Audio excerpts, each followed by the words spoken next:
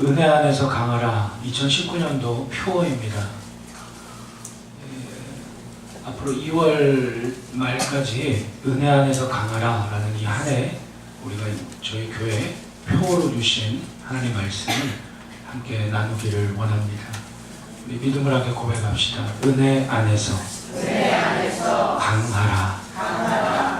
오늘 한 해 표어입니다. 오늘은 첫 번째 시간으로 은혜 안에서 강한 생명력을 유지하라. 은혜 안에서 강한 생명력을 유지하라 라는 제목으로 말씀 보겠습니다. 매 한 해마다 서울대학교 소비트렌드 분석센터에서 책을 냅니다. 김남도 교수를 중심으로 2019년도 트렌드 코리아 매 한 해마다 내요. 이게 뭐냐면 올 한 해의 대한민국 사회의 흐름과 가치관과 소비 흐름을 미리 내다보는 책입니다. 그래서 이 책을 보면 우리 사회가 어떻게 돌아가는지 큰 그림이 보여집니다. 이 책에서 올 한 해를 한마디로 말하면 이렇게 표현합니다. 피그 드림, 피그 돼지, 드림 꿈. 올 한 해가 돼지잖아요. 올 한 해는 돼지 꿈이다. 뭘 의미하냐면 원자화, 세분화하는 소비자들이 환경 변화에 적응하며 정체성과 자기 컨셉을 찾아가는 여정. 어려운 말 같은데 간단하게 줄이면 이거입니다. 올 한 해 대한민국 사회는 결국 자신의 정체성을 찾아가는 사람들이 잘 살 것이다 라는 겁니다. 우리가 고백해 보실까요? 정체성. 컨셉이라는 말도 비슷한 말인데, 그죠? 정체성이 뭐죠? 나에게 맞게 누가 이거 산다고 해서 나도 이거 사고, 누가 저거 한다고 해서 저거 하고, 이제는 그럴 수 없는 사회가 됐다라는 거예요. 여러 가지 경제 구조나 정치 구조가 그럴 수가 없어요. 그래서 나에게 맞게 나의 가치와 나의 확신과 나의 컬러를 가지고 나름대로의 의미 있고 가치 있는 소비 생활, 그런 삶을 살아가는 시대가 되었다. 여러분, 이 말은 성경은 아니지만 우리 시대에도 뭘 요구하느냐? 넌 누구냐? 넌 뭐 하는 사람이냐? 당신의 정체성이 뭐냐에 고민한다는 거죠. 그렇다면 여러분, 교회의 정체성을 한번 생각해 보실까요? 교회의 정체성은 뭐냐? 오늘 본문에서 바울은 교회의 정체성에 대해 자신의 영적인 아들, 젊은 목회자인 디모데에게 교회의 정체성에 대해 이야기를 합니다. 그게 뭐냐면 강한 생명력입니다. 교회는 한마디로 말해서 예수 그리스도의 생명을 받아 누리는 거예요. 그리고 그 생명을 나만 누리고 우리만 누리는 것이 아니라 다른 이웃들에게 예수 그리스도의 생명이 없는 자들에게 그 생명을 전하는 겁니다. 생명의 누림, 생명의 전환, 이것이 없는 교회는 교회가 아닐 수 있다는 거예요.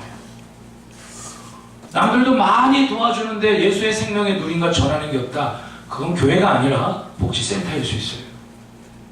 성도들이 모여서 맨날 왁작지껄하게 음식도 먹고 놀기도 하고 재밌게 교제도 한다. 그런데 생명의 누림과 예수 그리스도의 생명을 복음 전파가 없다면 그건 교회가 아니라 사교 모임이고 클럽일 수도 있어요. 예수의 생명과 누림과 전파가 없이 교회에서 맨날 모여서 공부한다. 그것은 교회가 아니라 공부요 학원일 수 있다는 거예요. 여러분, 교회의 핵심은 무엇입니까? 교회는 무엇입니까? 바로 생명력, 이 강한 생명력입니다.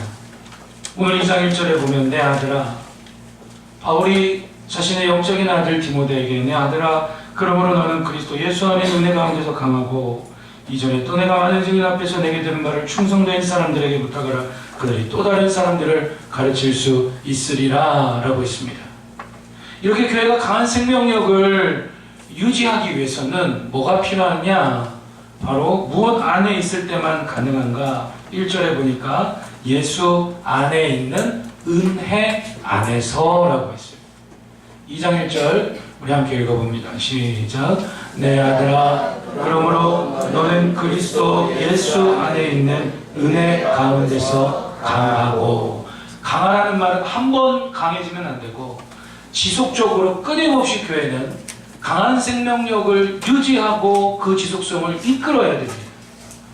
그렇지 않으면 교회는 세상에 잡아먹힙니다. 복지에 잡아먹힙니다. 교육에 잡아먹힙니다. 세상의 쾌락에 교회는 집어삼킴을 당합니다. 아니, 그 전에 목회자가 아니 그 전에 성도가 세상에 잠식당하는 겁니다. 그래서 우리는 끊임없이 이 안에 은혜 안에서 강하라. 바로 예수 안에 있는 그 은혜 안에서 강한 그 생명력을 유지하는 저와 여러분들 그리고 주의 몸된 교회가 되기를 주의 이름으로 축원합니다. 예수의 생명이 저와 여러분들에게 있다면 우린 그 생명을 누리고 그 생명이 있다면 우린 그 생명을 전하게 된다는 겁니다. 그것이 교회예요.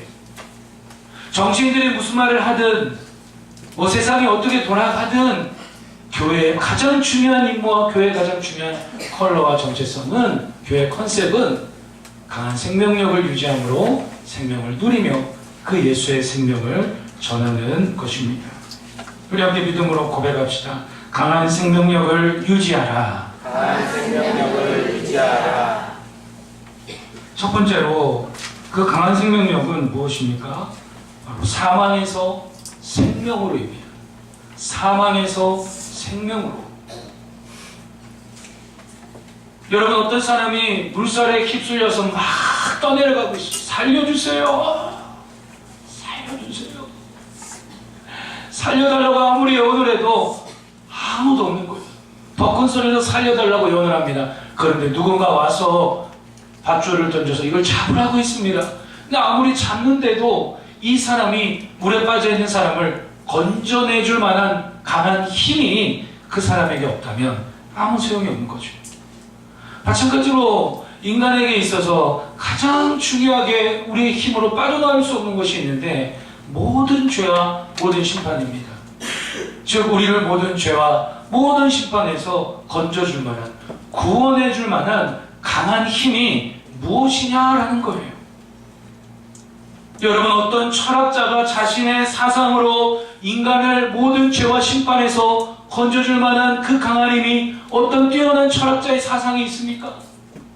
아니면 뛰어난 정치가의 어떤 웅변과 정치가의 정책에 인간의 모든 죄와 모든 심판에서 능히 구원해줄 만한 강한 힘이 정치인에게 있을 수 있겠습니까? 아니면 대단한 연구를 발표한 과학자에게 그가 아무리 뛰어난 과학자일지라도 고생대, 중생대, 삼칸불이대, 신석기, 구석기, 백석기 이야기할지라도 그 과학자들이 인간을 모든 죄와 모든 심판에서 구원할 만한 그 강한 힘이 있겠습니까? 없다는 거예요. 그래서 바울은 이렇게 이야기해요. 디모데전서 1장 12절부터 한번 봅시다. 디모데전서 1장 12절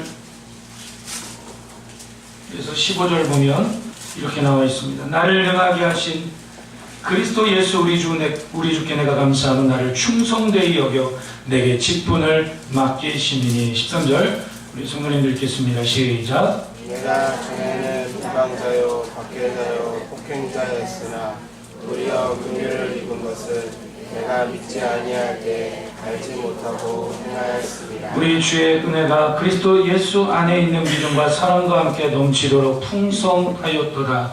믿보다 모든 사람이 받을 만한 이 말이요 그리스도 예수께서 죄인을 구원하시려고 세상에 임하셨다 하였도다. 죄인 중에 내가 예수니라. 아멘. 뭐라고 그랬어요? 바울이 위대한 선교사가 됐어요. 위대한 목회자가 됐어요. 디모데전서 후서는 바울이 복음을 전하다가 로마 감옥에 갇힙니다. 오늘 이따 오후 2시 반에 얼마 전에 극장에서 개봉했던 바울이라고 하는 영화를 문화산책주를 영화 상영을 하는데요. 오셔서 보시면 신약성경 전체가 그 배경과 모습들이 이해가 많이 가실 겁니다. 많이 오셔서 관람하셨으면 합니다. 어쨌든 바울이 선교사의 목회자가 됐는데 이 바울이 자신에게 하나님께서 직분을 맡기셨습니다. 그런데 13절에 나온 것처럼 내가 전에는 비방자고 박해자고 폭행자였다. 그전에는 예수님 믿는 사람들을 잡아다가 감옥에 가두고 죽이고 핍박했던 사람이에요. 바울은 그게 옳다라고 믿었습니다. 자신의 율법적인 지식으로 볼 때 그것이 옳다라고 믿은 거예요. 그러나 그 율법의 힘이 바울 자신 안에 있는 그 모든 죄악과 모든 심판에서 바울 자신을 건져내줄 만한, 구원할 만한 강한 힘이 그 율법에는 없었다는 겁니다. 그럼 어떤 힘이 바울을 모든 죄와 모든 심판에서 구원했으며 어떤 힘이 바울을 사도가 되게 했으며 그 부족한 바울을 목회자가 되게 했는가? 바로 14절에 나왔죠. 우리 다시 한번 14절 읽어봅니다. 시작. 우리 주의 은혜가 그리스도 예수 안에 있는 믿음과 사랑과 함께 넘치도록 풍성하였도다. 아멘. 할렐루야. 지금 무슨 말이에요? 뭐가 넘치도록 풍성해서 구원을 받았고 무엇이 넘치도록 풍성하여 바울이 사도가 되고 목회자가 되었습니까? 우리 주의 은혜. 할렐루야. 우리 주의 은혜가, 주님의 그 크신 자비와 긍휼과 사랑과 그 은혜가 그리스도 예수 안에 있는 믿음과 사랑과 함께 넘치도록 내게 풍성하였다. 은혜 안에 믿음이 있고요. 그 풍성하신 은혜 안에 주님의 사랑도 있다라는 것입니다. 주님의 은혜가 내게 임하여 내 안에 보지도 않은 예수님을 믿어지는, 가보지도 않은 천국과 지옥이 믿어지는 그 믿음이 주님 베푸시는 강한 그 거듭나게 하시는 그 은혜 안에 오늘 저와 여러분들에게도 주어진 줄로 믿습니다. 그래서 우리가 주님을 믿게 됐어요. 예수를 알게 됐어요. 그리고 그 은혜 안에 사랑이 주어져서 이제는 세상보다 주님을 더 사랑하고 이때로는 연약하여 넘어질지라도 그 무엇보다 주님을 사랑하는 거듭남의 은혜가 오늘 저 여러분들에게 임한 줄로 믿습니다. 그래서 그 어떤 강한 힘도 우리를 모든 죄와 모든 십발에서 건져줄 수 없어요. 그러나 우리를 능히 구원하는 강한 힘이 있는데 바로 거듭남의 은혜인 줄로 믿습니다. 바로 하나님의 자녀로 우리가 다시 태어나는, 하나님의 자녀로 다시 태어나는 그 거듭남의 은혜로 인해 오늘 우리는 복음을 전할 수 있고 오늘 그 은혜 안에서 강한 생명력을 유지함으로 우리에게 예수 그리스도가 믿어졌으며 그 거듭남의 은혜 안에 우리가 하나님의 사랑을 깨달아 알고 이 땅에 계속해서 주의 나라를 이루어가며 살아가는 줄로 믿습니다. 여러분, 이 한 해 복음을 전하기를 원합니다. 이 한 해 이 빈자리를 우리가 전도하여 한 영혼 한 영혼을 채우기를 간절히 소망합니다. 왜 그렇게 할 수 있죠? 우린 힘이 없어요. 우리의 능력이 없어요. 그런데 그리스도 예수 안에 있는 그 거듭남의 은혜 때문에 우리가 복음을 전할 때 그 거듭남의 은혜가 또 다른 사람에게 임하여 우리처럼 그 은혜 안에 있는 믿음으로 인하여 주님이 믿어지며 그 은혜 안에 있는 사랑으로 인하여 하나님을 사랑하며 예배하게 될 줄로 믿습니다. 오늘 우리 안에 이 거듭남의 은혜, 그래서 그 주님의 생명을 누리고 예수 그리스도의 생명을 계속해서 전파하는 그 강한 생명력이 이 한 해 축복의 통로교회 안에 충만하기를 주님의 이름으로 축복합니다. 강한 생명력은 두 번째, 생명이 생명을 낳고입니다. 생명이 생명을 낳고. 중국 정부에서 기독교 핍박이 갈수록 심해지고 있습니다. 그러니까 북한에서 뭐 교황을 초청하겠다? 글쎄요. 그 속은 모르겠지만 진짜일까요? 북한은 늘 중국 따라가잖아요. 왜 이렇게 핍박을 하느냐? 지금 중국에 지하교회가 있어요. 중국에선 대놓고 예배드리면 불법이기 때문에 지하교회 성도들이 1억 명 정도로 지금 추정하고 있어요. 이거보다 더 많을 거예요, 아마. 대충 1억 명을 잡아요. 그런데 중국 공산당원의 숫자보다 기독교 인구의 1억 명의 숫자가 더 많은 숫자입니다. 그러니까 중국 공산당 중앙정부에서 볼 때 이거 이러다가 두면 안 되겠다. 그래서 거의 작년인가요? 발표를 합니다. 기독교의 중국화 5개년 계획을 발표합니다. 기독교를 어떻게 만들겠다고요? 중국화. 이 화자가 중요한 말인데 기독교를 중국이라고 하는 틀 안에 가둬놓는 예수, 중국이라고 하는 울타리 안에 가둬놓는 교회로 만들어가는 작업을 하겠다라고 발표를 했어요. 중국인의 기독교를 만들겠다. 무엇의 기독교를 만든다고요? 중국인의 기독교. 그래서 사회주의 이념 사상으로 성경을 지금 다시 번역하고 있습니다. 아주 무서운 거죠. 그래서 한국에 있는 선교사님들도 지금 거의 다 추방당하고 있어요. 제가 알고 있는 교제하고 있는 선교사님들 중국에서 7년 동안 교제했는데 지금 추방당해서 한국에 들어오는 분들이 너무 많습니다. 성경책이 걸리면 감옥에 갑니다. 근데 여러분 여기서 중요한 게 있습니다. 기독교의 역사를 보면 이따가 영화도 보겠지만 여러분 예수님을 정말 믿으십니까? 성경은 이야기합니다. 마음으로 믿어 의에 이르고 입으로 시인하여 구원에 이른다. 로마서 10장을 보면 성경은 이야기합니다. 그런데 마음으로 믿어 의에 이르고 입으로 시인하여 구원에 이른다라고 할 때 입으로 예수를 나의 주로, 나의 삶의 주인과 왕으로 고백하는 겁니다. 근데 그 시대에 있어서 로마 황제가 아닌 다른 누군가에게 예수를 나의 주로, 나의 왕으로, 황제로 고백하면 반역죄에 해당이 돼서 붙잡혀서 죽임을 당했어요. 로마의 황제 중에 네로 황제가 있는데 이따 영화 보면 나옵니다.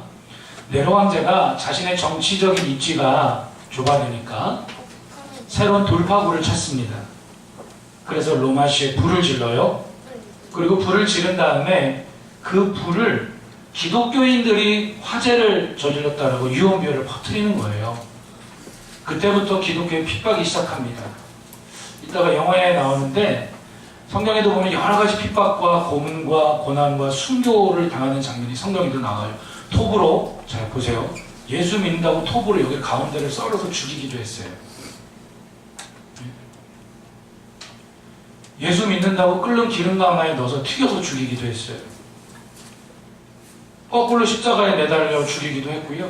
며칠 동안 굶긴 사자들을 로마 원형 경기장에 우리에 가져갔다가 그리스도인들을 그 경기장 안에 넣어놓고 사자를 풀어서 막 물어뜯을 거 아니에요. 그리고 그 경기를 오늘 프로야구 프로축구처럼 스포츠 운동으로 로마시에 있는 사람들이 그것을 관람하면서 소리를 지르고 환호를 지르는 그런 모습으로 순교를 당하기도 했어요. 그리고 오늘 영화에 나오는데 어떻게 또 순교를 당했냐면 십자가에 그리스도인들을 매달아서 밤에 로마시에 있는 골목골목마다 세워놓는 거예요.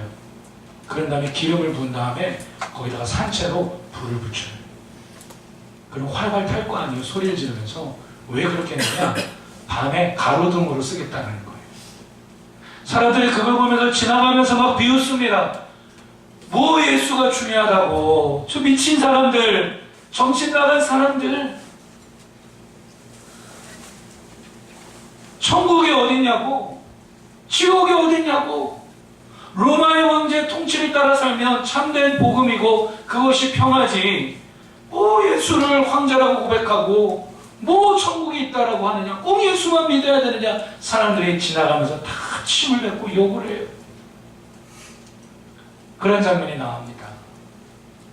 오늘날 중국에도 이런 핍박이 있습니다. 이슬람권에도 핍박이 있습니다. 북한에도 핍박이 있습니다. 그리고 대한민국은 어떻습니까?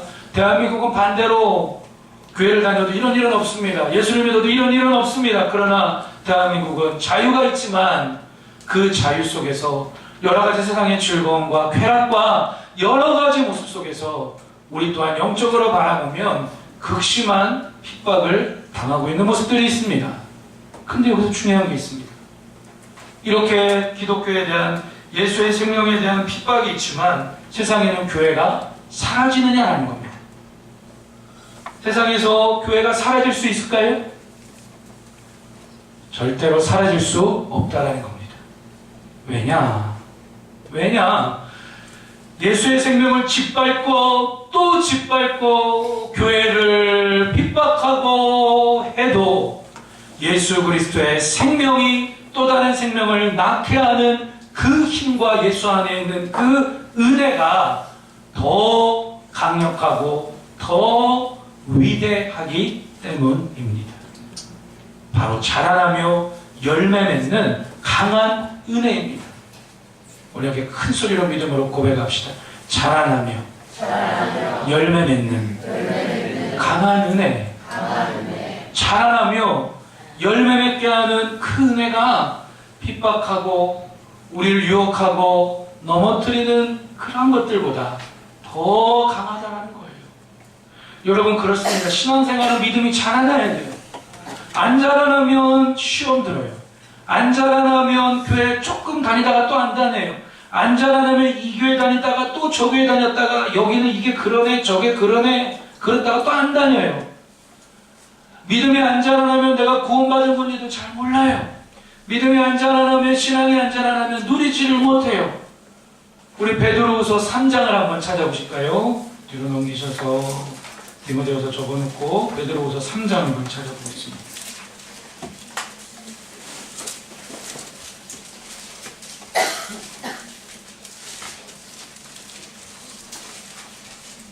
베드로후서 3장 17절 18절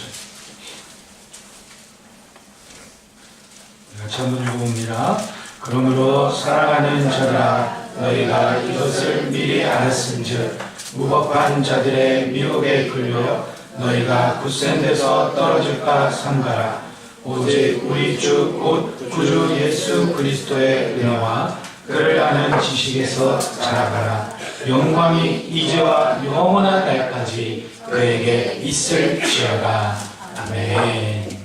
할렐루야. 자, 앞에도 말씀이 나오고요. 성경을 또 다 펼쳐서 찾으십시오.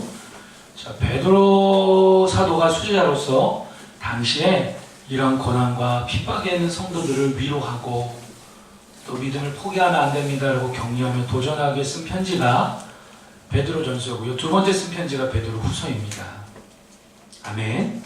자, 그런데 가장 중요한 말은 거의 끝에 나오잖아요. 베드로전서 후서 편지의 마지막에 하는 이야기가 뭐죠? 자라가라라는 거예요. 17절 보니까 여러분들이 미혹에 끌려 믿음의 굳센 모습에서 떨어질 것을 늘 삼가하고 조심하고 주의해야 합니다 라고 말한 다음에 마지막 18절을 보니까 뭐라고 나왔습니까? 자라가라 라고 했어요. 우리 믿음으로 고백합시다. 자라가라. 이게 무슨 말이죠? 세상에 유혹이 있어요. 때로는 걱정도 있어요. 핍박도 있어요. 그럴지라도 생명이 생명을 낳는 그 주님께서 주시는 자라나게 하시는 그 은혜가 열매 맺게 하시는 그 은혜가 더욱더 강력하고 위대한 줄로 믿습니다. 그런데 여러분 믿음이 자라나길 원하시죠? 신앙이 자라나길 원하시죠? 어떻게 자라납니까? 18절 보니까 오직 우리 주 곧 구주 예수 그리스도의 은혜와 저를 아는 무엇에서요? 지식에서. 믿음이 자라나려면요 알아야 돼요. 배워야 돼요. 필기해야 돼요. 필기한 거 또 봐야 돼요. 어떻게 갈수록 아멘이 좀 줄어드는지. 자라나야 되니까 아멘. 근데 이제 필기해야 되는데 하기 싫으니까 필기한 걸 또 보려니까 또 그럼 믿음 안 자라나요? 안 자라는 거니까요. 믿음은 내가 퓨 믿어라고 해서 되는 게 아니에요. 예? 내가 막 퓨 되는 게 아니에요. 알아야 돼요. 성경을 알아야 돼요. 아니 성경이 이야기하는 건 이런 건데 꼭 엉뚱한 걸 가지고 막 헤맨단 말이에요. 아니에요. 첫 번째는 알아야 지식이 있어야 돼요. 여러분 좀 힘들지라도 오늘 말씀 듣다가 어려워. 몰라. 아멘. 아멘. 끝나네. 이러지 마시고 그런 분들 한 분도 없지만 그러지 마시고 집중해서 주님 오늘도 말씀을 통해 은혜 받기 원합니다. 깨달아지기 원합니다. 믿어지기 원합니다. 이해되기 원합니다. 알아야 돼요. 좀 어려울지라도 성경이 이야기하는 게 무엇인지를 분명히 알아야 돼요. 구원받는 게 뭔지 아세요? 복음이 뭐죠? 교회가 뭐예요? 직분이 뭐예요? 믿음이 뭐예요? 찬양은 뭐예요? 아멘은 뭐예요? 할렐루야! 할렐루야는 뭐예요? 알아야 돼요. 바른 지식, 정확한 지식. 할렐루야. 내 생각으로 예수 믿으면 안 됩니다. 누가 해준 말로 예수 믿어도 안 됩니다. 제가 제 말을 설교하는 게 아니죠. 성경에 기록된 대로 설교하죠. 제 말을 설교한다면 여러분들이 들을 이유가 없죠. 하나님 말씀에 기록된 대로 우리가 말씀을 보는 겁니다. 자, 지식을 알아야 돼. 그 다음에 지식만 있다고 되는 게 아니라 바로 자라나게 하시는 예수 그리스도의 은혜라고 했어요. 그 주님의 자라나게 하시는 그 은혜가 우리가 깨달아지게 한, 알게 된, 믿게 된 그 말씀을 따라 우리의 믿음이, 우리의 신앙을 자라나게 합니다. 요즘에 이렇게 유명한 연예인들이 어린 시절에 지인을 찾아가는 그런 프로가 다시 유행인가 봐요. 신문을 보니까. 그게 이제 금요일 날 저녁에 하더라고요. 이렇게 보니까 이제 지금 금요전도를 이제 한 달 동안 쉬고 있는데 그 시간쯤에 하는 것 같아요. 잠깐 보니까 연예인들이 다 그런 얘기를 해요. 어린 시절에 선생님 찾아가려고 초등학교, 중학교를 찾아갔는데 다 이런 얘기를 해요. 와, 그때는 학교가 너무 커 보였는데 지금 왜 이렇게 작아요? 왜 작게 보이죠? 누가 컸어요? 본인이 자라난 거예요. 여러분 그렇습니다. 우리 눈앞에는 어려움, 고난, 상처, 여러 가지 유혹이 있습니다. 우리가 생명을 낳지 못하게 한 여러 가지 어려움도 있습니다. 그런데 그 모든 것들보다 더 위대한 게 뭐냐면 우리를 자라나게 하시는, 열매 맺게 하시는 그 주님의 은혜가 더 크고 위대한 줄로 믿습니다. 그래서 자라나면 이 은혜 가운데서 믿음이 자라나면 고난도 이기고 어려움도 이기고 핍박도 이기고 계속해서 그리스도의 그 강한 생명력을 누리게 되는 것입니다. 그래서 우리가 자라날수록 풍성한 예수님과의 관계를 누립니다. 어떤 관계가 있죠? 신랑과 신부의 관계. 예수님은 나의 신랑, 나는 주님의 신부. 주님은 나의 신랑, 주님은 나의 사랑. 이런 찬양도 있더라고. 믿음이 자랄수록 주님은 나의 목자, 나는 주님의 양. 선한 목자, 그란 말이에요. 구세주여 항상 인도하소서. 믿음이 자랄수록 누립니다. 왕과 백성의 관계. 주님은 나의 왕이 되고 난 주님의 백성이 되고, 주님은 나의 포도나무, 나는 주님의 가지. 예수님은 나의 삶을 온전케 하시고 치료하시는 의사가 되고, 나는 환자이지만 연약함이 있지만 치료받고, 주님은 우리의 삶의 주인이 되고 우리는 주님의 선한 청지기가 되는 이러한 그리스도의 강한 생명력을 계속해서 누리는 저와 여러분들이 되기를 주의 이름으로 축원합니다. 이렇게 자라나게 하시는 은혜를 따라 우리의 믿음이 자라나고 이렇게 주님의 생명을 풍성하게 누릴수록 우리는 열매를 맺는데, 그 열매를 어떻게 맺는가? 바로 생명이 생명을 낳는 모습으로 열매를 맺습니다. 이걸 가리켜서 우리는 두 글자로 이렇게 표현합니다. 양육이라고 표현을 합니다. 양육. 예, 우리 다시 한번 고백하실까요? 양육. 양육이 뭐죠? 양육은 가난아이가 태어났는데 그냥 방치하면 병이 들고 잘못하면 죽을 수도 있어요. 그래서 가난아이가 태어나면 어떻게 하죠? 양육을 해요. 돌봐요. 먹을 것도 주고 예방주사도 맞춰주고 잘 자라나 자라나지 않나 점검을 해요. 그래야 건강하게 자랄 수 있죠.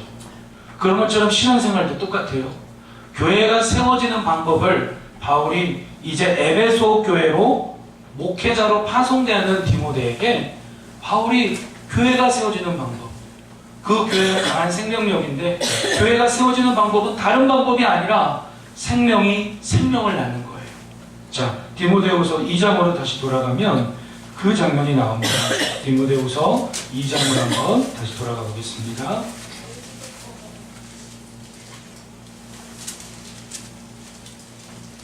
디모데후서 2장 2절에 보면 이렇게 나옵니다. 또 네가 디모데 너가 많은 증인 앞에서 바울 나에게 들은 바, 이 말은 디모데 네가 많은 증인들 성도들 앞에서 나에게 양육을 받았다라는 거예요. 자, 함께 고백합니다. 디모데가 바울에게 양육을 받았다. 예, 구원받는 게 뭔지, 예수님 믿는 게 뭔지, 신앙생활을 어떻게 하는 건지, 헌금 생활은 뭔지, 구원 이후의 삶은 무엇인지 양육을 받았다라는 거예요. 그럼 디모데가 바울에게 양육을 받아서 믿음이 세워졌어요. 사역자가 됐어요. 그리스도의 제자의 삶을 살아갑니다. 그럼 거기서 멈추지 말고 그 다음에 어떻게 합니까? 2절에 보니까 내게 들은 말을 충성된 사람들에게 부탁하라. 이것은 디모데가 나에게 양육을 받은 다음에 끝나지 말고 너 또한 충성된 사람들에게 나에게 양육을 받은 것처럼 양육을 하며 섬기라라는 겁니다. 자, 다시 한번 고백합시다. 충성된 사람들에게 디모데가 양육하며 섬긴다. 디모데가 바울에게 양육을 받고 끝나는 것이 아니라 또 다른 성도들을, 충성된 사람들을 양육하며 믿음이 세워지도록, 자라나도록, 생명이 생명을 낳도록 섬기라는 거예요. 그러면 그 디모데에게 양육을 받은 사람들이 거기서 끝나지 않고 또 뭐라고 나왔습니까? 그들이 또 다른 사람들을 가르칠 수 있으리라. 이 말은 뭐죠? 우리 한번 더 고백합니다. 그들이 또 다른 성도들을 양육한다. 이게 생명이 생명을 낳는, 예수 안에 있는 그 은혜 안에서 강해지는, 강한 생명을 유지하는 모습이라는 겁니다. 어떻게 이렇게 할 수 있죠? 예수 그리스도 안에 있는 자라나게 하는 은혜와 주님 안에 있는 열매 맺게 하는 그 은혜의 힘 때문에 생명이 생명을 낳는 이러한 일들이 교회 안에 가능하다라는 것입니다. 자, 고개를 들고 잘 보실까요? 저에게는 양육 시스템이 있습니다. 그건 뭐냐면 성김과 나눔입니다. 제가 이렇게 보면 성김과 나눔을 잘 받은 분들과 덜 잘 받은 분들의 차이는 엄청납니다. 성김과 나눔을 통해서 목회자의 관계를 지속적으로 갖고 매주마다 시간을 내서 만나고 또 삶을 나누고 기도하고, 그래서 한 1년의 과정 동안 새가족반, 새생명반, 양육반, 사역반 마친 게 해서 잘 이렇게 하시는 분들과 그렇지 못한 분들은 차이가 많이 나요. 여러분, 지금도 한 5분 정도가 성경 나눔을 하고 있는데요. 이제 사모님도 같이 하시고, 왜냐면 여자 성도님들이랑 제가 1대1을 할 수가 없잖아요. 사모님이 이제 같이 섬겨주시고, 때론 장기 리더분들도 오시고 하는데, 여러분 올해도 계속해서 성경과 나눔이 진행이 될 겁니다. 하셨던 분들 중에 다시 하길 원하시는 분들도 계신다면 또 하셔도 되고요. 아직 못하신 분들이 있다면 꼭 참석하셔서 생명이 생명을 낳는 이러한 역사들이 저희 교회 안에 계속해서 일어나기를 주님의 이름으로 축복합니다. 여러분, 처음에 성경과 나눔을 할 때에 잘 안 됐어요. 이게 잘 되지가 않아요. 그래서 제 안에 소원이 뭐였냐면, 주님 딱 한 사람만 세워지게 해주세요. 딱 한 사람만 끝까지 가게 해주세요. 와, 그게 쉽지 않아요. 좀 하다가 포기하고, 좀 가다가 실패하고, 좀 가다가 이렇게 되고, 그럴 때마다 포기하고 싶은 거예요. 근데 그럴 때마다 이 말씀을 묵상하는 거예요. 이 말씀을 붙잡는 거예요. 그리스도 예수 안에 있는 그 은혜 안에서 강하고, 그래야지만 그 은혜의 힘 때문에 가능하다라고 한 바울의 고백처럼 저희 교회도 주님 주시는 그 자라나게 하는 은혜와 주님 주시는 그 열매 맺게 하는 은혜로 인해서 올 한 해도 한 영혼이 한 영혼을 세우고 또 그 생명이 또 다른 생명을 낳는 이런 놀라운 열매 맺게 하시는 믿음의 역사가 계속해서 일어날 줄로 믿습니다. 고민입니다. 작은 교회를 다 흩어놔야겠다. 꼭 맨날 2명, 3명 모여서 있어봤자 그러지 말고 이제는 다 흩어놔서 이미 성경과 나눔 하신 분들 한 분이 성경과 나눔 안 한 분들을 1대1로 맡아서 성경과 나눔 한 분이 한 분과 안 한 분 2명이 작은 교회를 이루게 해야 되겠다. 그렇게 해서 목회자에게 양육을 받은 것처럼 직접 되든 안 되든 새가족반만이라도 양육을 할 수 있도록 그렇게 좀 해야겠다. 라는 고민을 갖고 있습니다. 여러분들 좋으시죠? 기쁘시죠? 여러분 기억하세요. 가르치다라고 하는 히브리어의 의미가 두 가지 의미가 중복되어 있는데 가르치다와 배우다예요. 그러니까 배운 사람은 가르쳐야 되고 가르치면서 내가 배우고 배우면서 또 가르치고 가르치면서 또 배우는 거예요. 그러니까 내가 하나님의 말씀으로 양육을 받았으면 그것이 정말 내 것이 되기 위해서는 가만히 있으면 다 까먹어요. 권사님들 기억나세요? 성기가 나는 내용 기억나세요, 권사님들? 고개를 확실하게 끄덕이는 것 같기도 하고 하는 것 같기도 하고 기억나면 감사한데 솔직히 기억나기가 쉽지 않아요. 또 까먹어요. 또 보고 또 보고 해야 기억나요. 장로님도 마찬가지, 우리 집사님들도 마찬가지입니다. 그래서 지금 고민입니다. 예, 좋으시죠? 네, 기쁘시죠? 예, 좋든 기쁘든 주님이 하라면 하는 거니까 기도 중입니다. 그래서 3월달쯤에 청계를 딱 터가지고 한 명이 한 명씩 맞도록 그렇게 해서 세워지니까 강력하게 헌신하는 사람들이 있는데 누구냐면 지금 있는 청년들이에요. 할렐루야. 지금 있는 청년들이 청소년 시절 때 한 고등학교쯤 돼가지고 제가 한 명당 한 명씩을 맡겼어요. 리더하라고. 그랬더니 우리가 무슨 리더예요. 그때 제가 전도사였고 부목사였죠. 저희가 무슨 리더예요. 저희도 아는 것도 없고 저희도 분명하지도 않은데 무슨 리더예요. 근데 제가 그냥 그런 얘기 안 들었어요. 그냥 무조건 하라고. 쉽습니까? 어렵죠. 부담도 되고. 그래서 학교 앞에도 찾아가라고 그러고 만나자고 그러고 그렇게 했거든요. 그렇게 하니까 물론 연약함도 있고 부족함도 있지만 이렇게 잘 세워져서 주의 몸된 교회를 위해 하나님 나라를 세워가기 위해 또 목회자와 동역하기 위해 헌신하고 쓰임받고 있습니다.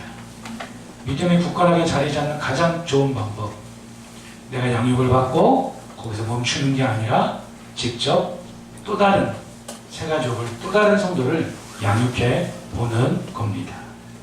그래서 고민하고 있습니다. 기도하고 있습니다. 같이 기도해 주셨으면 합니다.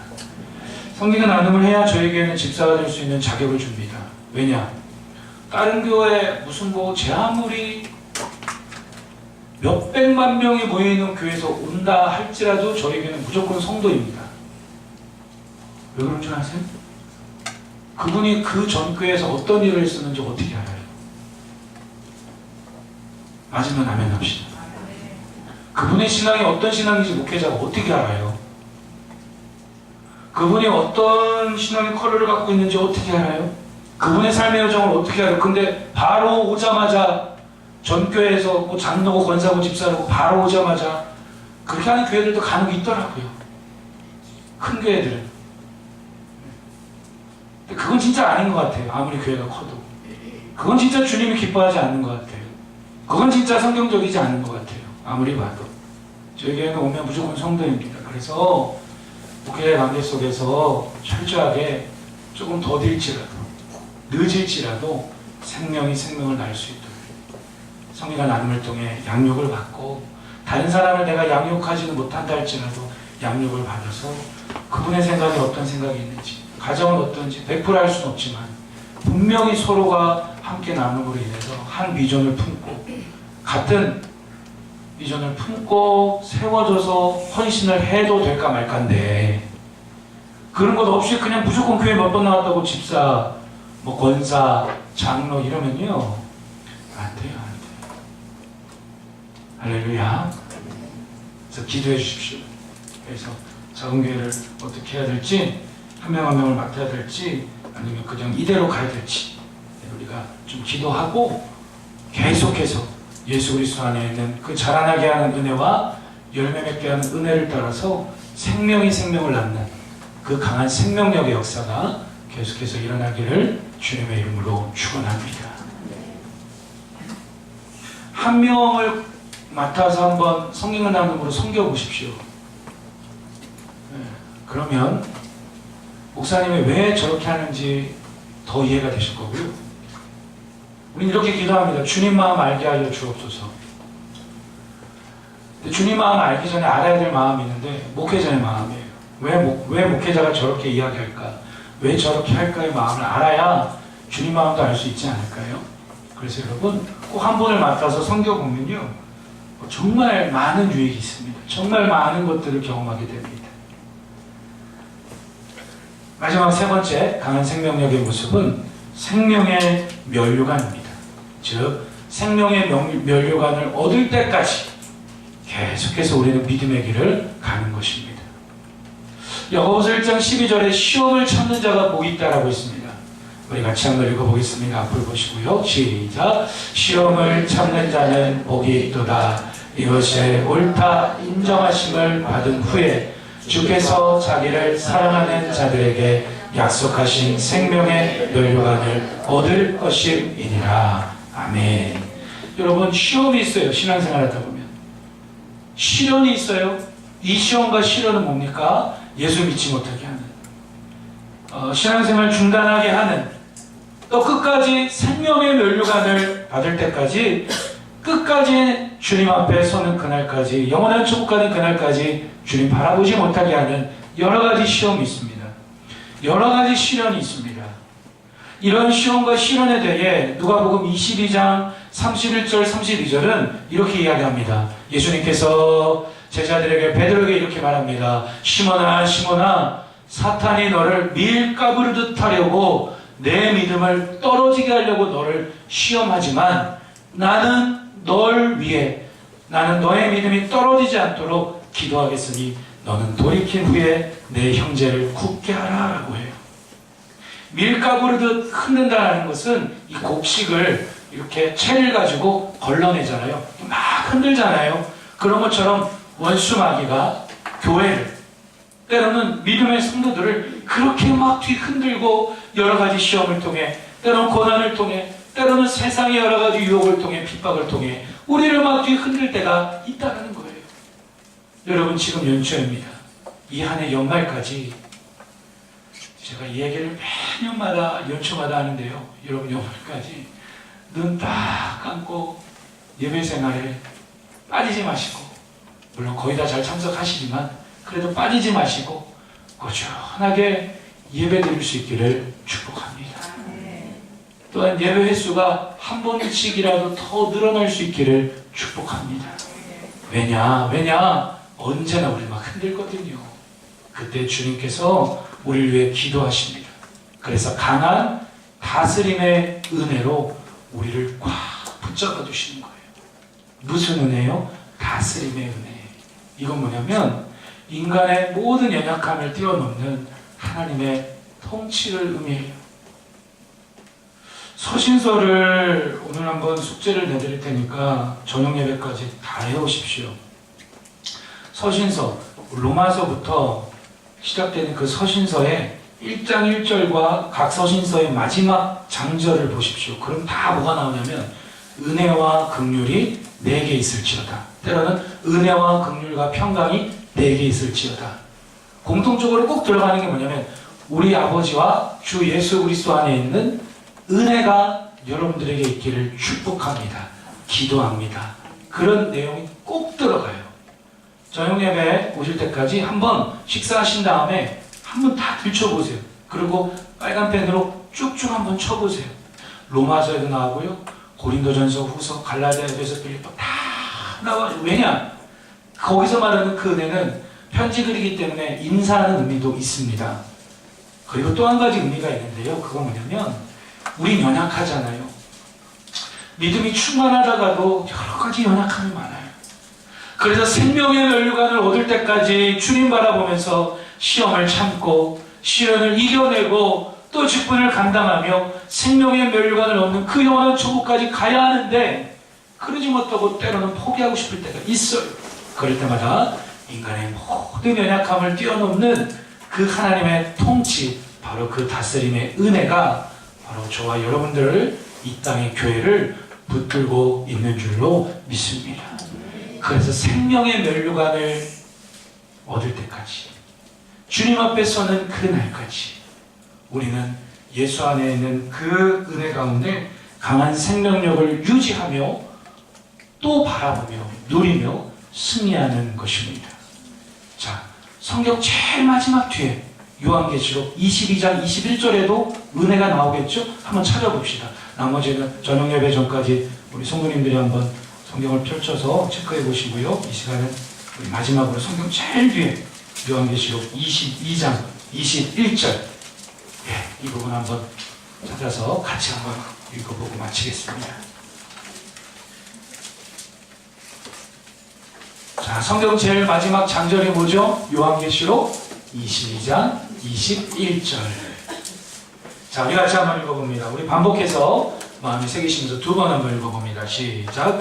주 예수의 은혜가 모든 자들에게 있을지어다. 아멘. 주 예수의 은혜가 모든 자들에게 있을지어다. 아멘. 할렐루야. 여러분, 요한계시록은 사도 요한이 로마 황제가 죽이려고 끓는 기름가마에 넣었어요. 그런데 안 죽고 나온 거예요. 성경에 나오지 않지만 유대인들에게 전해지는 전승에 의하면 그런 일이 있었다고 합니다. 물론 사실일지 가짜일지는 모르겠습니다만 죽이려고 해도 죽이지 않자 반모섬이라고 하는 곳에 유배를 보냈어요. 그래서 마지막 때에 주님 다시 오시는 그 재림의 때에 이루어질 일들을 예수님 앞에 받아서 기록한 책이 요한계시록, 이것도 서신서입니다. 편지글의 형식을 빌려서 그 마지막 절에 기록된 게 뭐죠? 그 시대 고난과 핍박 속에 있는 성도들을 향해 주 예수의 은혜가 모든 자들에게 있을지어다. 그 다음에 어떻게 끝나요? 그 은혜가 있어도 그것을 아멘함으로 믿는 교회, 그것을 아멘함으로 받아들이는 성도, 그것을 아멘함으로 믿고 의지함으로 그 어떠한 고난과 유혹과 핍박 속에서도 일어나는 그 성도에게 그 다스림의 은혜가 함께하여 생명의 면류관을 얻을 때까지 계속해서 믿음의 길을 가는 줄로 믿습니다. 예수 안에 있는 그 은혜를 우리가 신뢰하십시다. 그리고 그 은혜로 날마다 충만하기를 원합니다. 예수의 생명을 누리고 전파하는 그 강한 생명력이 올 한 해도 은혜 안에서 강하고 담대함으로 계속해서 일어나기를 주의 이름으로 축복합니다.